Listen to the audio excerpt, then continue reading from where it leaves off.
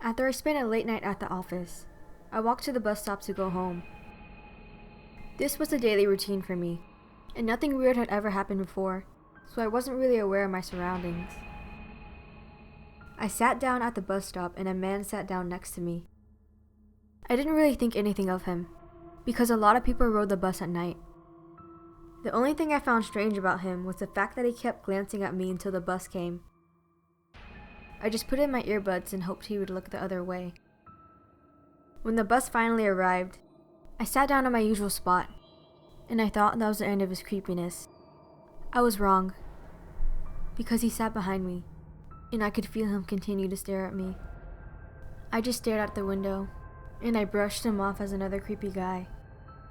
Eventually, the bus got to my stop. He stood up to get off, and I felt a sigh of relief escape my lips.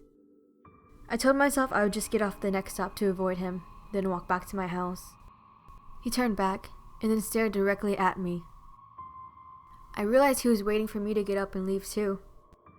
I stayed seated, playing oblivious. Did he somehow know my routine?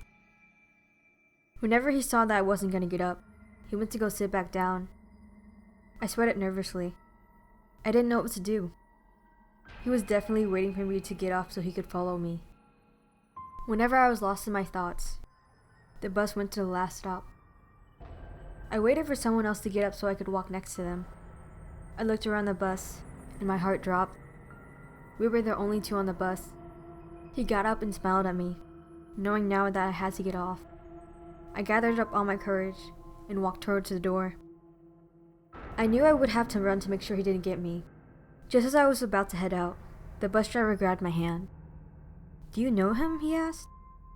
I shook my head, and the bus driver took another look at him before closing the doors. The man banged on the doors, screaming to let him in. The bus driver called the police and waited with me inside the bus as the man screamed.